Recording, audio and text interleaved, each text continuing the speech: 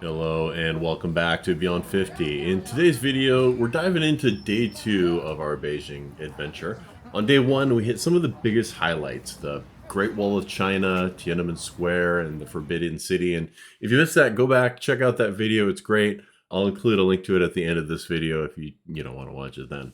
Day 2 took us a little bit different path and some of the maybe lesser known sites around Beijing. And again, we booked this as a 2-day tour with Travel China Guide booked off of TripAdvisor, and I'll include a link to that tour in the description. So what we're kind of covering in this video is the things that we hit on this day 2. We hit the Summer Palace first, and that's what we're sort of walking into at the introduction of this video. We went to the Lama Temple, which is a Buddhist temple. And actually, the official stop on this tour, if you're booking it, is the Temple of Heaven, but that happened to be closed on the day that we had our tour book. So we ended up going to the Lama Temple instead. And then to wrap things up, we took a rickshaw ride through the Hutongs. These are the traditional narrow alleyways that are a unique part of Beijing's history. We even got to visit a local woman's house tucked away in one of the Hutongs. She shared her story about how after the Olympics, she started welcoming visitors into her home. It was just an amazing experience. So there's a lot of great stuff in this one. So let's get into it.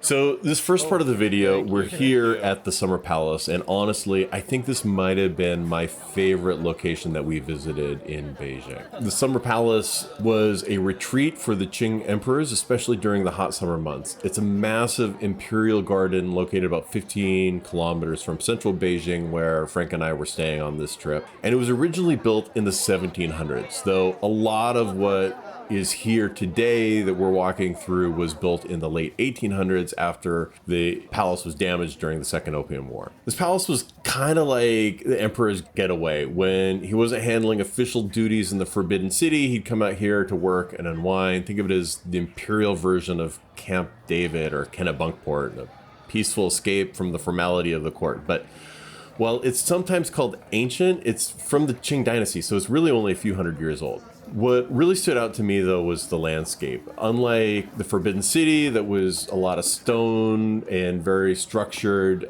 this was more of a flowing garden vibe, and it's got Kunming Lake and just miles of walking paths and trees and flowers, and it's a UNESCO World Heritage Site, and it's just really beautiful spot. On our ride out here, though, our tour guide Helen, who you'll see in various clips throughout the video, she let us know that while this was technically the Emperor's Retreat, it was really built up and sort of in the later part of the history of this place was run by the Emperor's Dowager Cixi, often known as the Dragon Lady. And she used a bunch of money that had been allocated for the Navy to renovate and expand the palace for herself in the 19th century. So this was really kind of her place. So Helen gave us a great breakdown of the history as we drove over here. But instead of me going over that now, I'm going to let Frank take over and tell you what we learned from Helen. And this is Frank's retelling of the story of the Summer Palace and the legendary Dragon Lady. She was a low-level concubine. Low-level meaning good luck ever seeing the emperor. But she was a clever one, and she worked hard. So, they talked about there's other boys that get sent to the imperial palace to help take care of the whole place. And, but these boys were all, I think she called them eunuchs. Eunuchs. Eunuchs, right? Eunuchs, yep. And that means they were all castrated. Do you know why they were all castrated? Yeah, so they, wouldn't mess with the other concubines. Right. Because they couldn't. So she found the eunuchs, and she saved money, gave him money to get information of the emperor. What are his hobbies? What are his likes? What are his favorite colors? Everything. Information, right? Information is king still, no matter what age it is. So she got all that information, and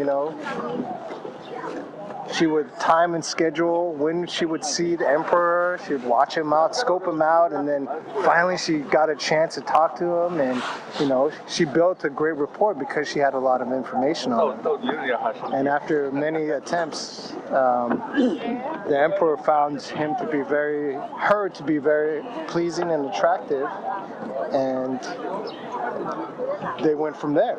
And he fell in love with her. So they fell in love, and they had a child together, and they had a boy. And even the empress his wife never had a boy. So she got elevated from low-level concubine to the highest level, only one level below the empress, because they were in love and she gave him a boy. And in reality, she became more powerful than the empress because it's all about, in Chinese culture, the boy was the most important. So, blah, blah, blah. After the emperor died, she held the most power. And so then her boy was the new emperor, but he was like only 7 years old. So she was the true power behind the curtain. She just basically did everything she taught him and all of that. But unfortunately, the boy emperor died early, so then she adopted her sister's boy, and that became the next emperor. And I think that became the last emperor. Thus the movie, The Last Emperor. But they also blame her for the fall of China in reality, because instead of spending all of the empire's money on building military, she built this beautiful summer palace. And it is beautiful.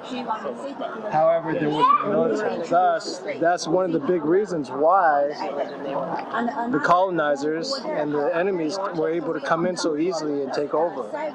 So, Chinese history blames her for that, but also they appreciate the beauty that she built here.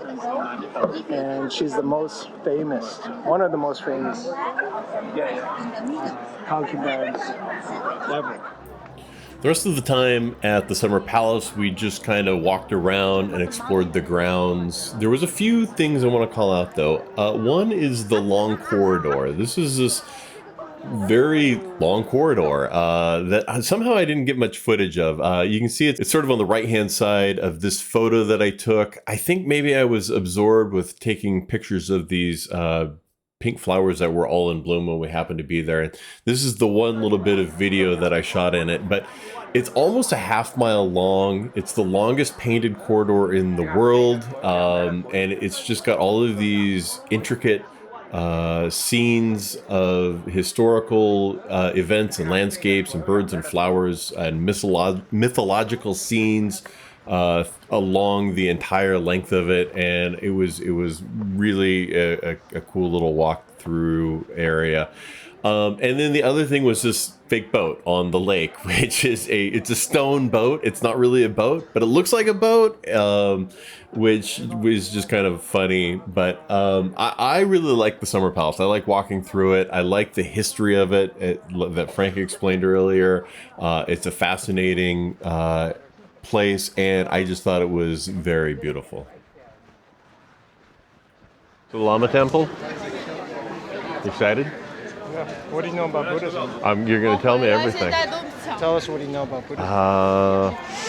It's based on the teachings of Buddha.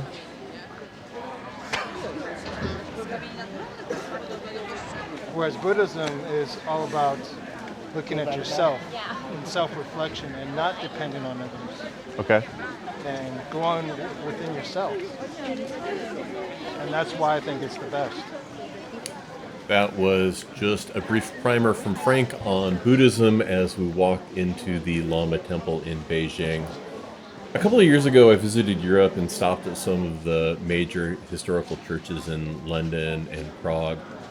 And thinking back on those visits, one thing that really stood out to me here, while those churches were still technically places of worship, they felt a lot more like tourist attractions. Most of the people there were just sightseeing. But at the Lama Temple, it was different. As you can see in the video, there were people actively engaged in their faith, burning incense, offering prayers, and placing fruit and other offerings at the feet of the statues. It felt very alive and deeply spiritual, not just a historical monument, but a place where people were still genuinely practice their religion every day. Now, I don't want to go too deep into the specifics of Buddhism because I really don't know enough to speak on it. I'll leave that to Frank, who knows a lot more than I do. But I found the whole experience beautiful and moving, and it was a meaningful glimpse into the living culture, and I'm really glad it was a part of it.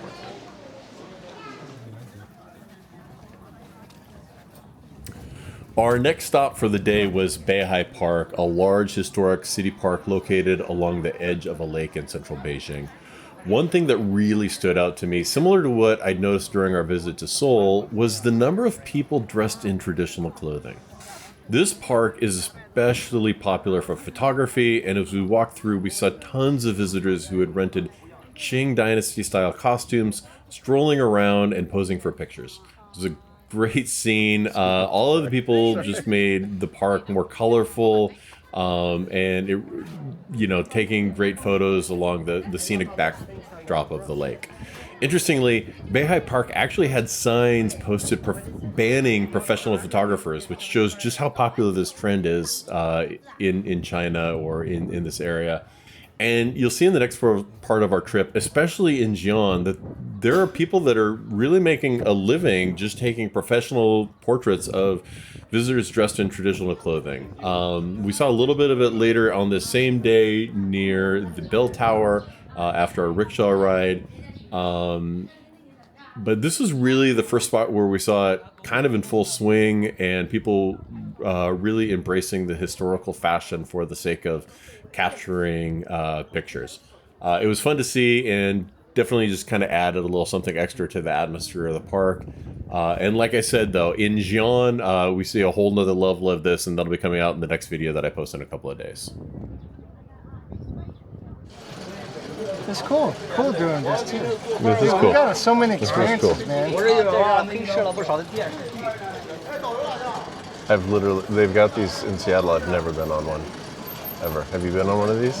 No. I always feel bad of having somebody pedal for me. Smells good. Yep. There's the towers. The drum tower and the bell tower. She looked at your Instagram. Was that how she knew we'd been there? No, my moments. Your moments. WeChat. It's Oh, cool, dude. yeah. I don't know WeChat moments. I don't. Yeah. Dude, it's still fish out of water, bro. It's cool though. What Frank and I were talking about right there was how a couple days earlier we had actually explored the same neighborhood that we were riding through on the rickshaw just on our own, and we'd visited the drum tower and the bell tower, which were going to be stops on this tour, and our tour guide knew that we'd been there by looking at Frank's WeChat. We kind of opted out of those stops since we'd already been there, but honestly, the rest of the group didn't spend much time there anyway. And unfortunately, I don't have much footage from the drum and bell towers because I forgot my camera that day, so you just have to take my word for it. They're cool historical sites located on the north side of the Forbidden City, and there's a mirror, the Arch Tower, and another gate tower on the south side of Tiananmen Square. But as for the rickshaw ride itself, most of it took us through a mix of this sort of park and commercial district with some shops and restaurants that we'd found the day before. But a lot of the ride was through the Hutongs, which are these narrow alleyways that sort of weave through these older residential neighborhoods in Beijing. You see a lot of the alleyways in this footage. After the ride, we got out and we actually got to visit one of the homes in one of the Hutongs. The resident, I believe she started doing this during the Beijing Olympics, but she hosts these small tours that allows visitors to come into her home and see what life is like inside the traditional homes. When you enter, you go through this large wooden door into a central courtyard, and I believe this particular home actually had 3 separate living areas for the host and 2 of her children. And it was just a really cool, unique opportunity to see how these traditional homes are laid out and how people are still living in them today. One of the things Frank and I noticed on the rickshaw ride was a large number of luxury cars parked along the small streets. And so we were kind of talking about how we think this might have been a bit of a wealthy area. And so despite the sort of modest looking exterior in these alleyways, I think there was a little bit of money in this neighborhood. So that's what this segment was about. It was just a cool mix of old Beijing architecture, modern life, and local culture. Definitely a great spot to see, and another fun part of the day. So to wrap things up, I'll leave you with a quick shot of some Peking duck hanging in a window we passed by, along with a glimpse of the photography scene happening underneath the bell tower. Kind of a fitting end to our time in Beijing. That's it for this leg of the journey. From here, we're heading to Xi'an, where we'll be checking out Terracotta Warriors, so stay tuned for that in the next video. Thanks for watching another Beyond 50 video. If you enjoyed this, please like and subscribe. We've got one more coming from this China trip. Oh, we've got more, not just one. We've got many more coming from this China trip, plus some new DIY projects back home. So we'll see you in the next one.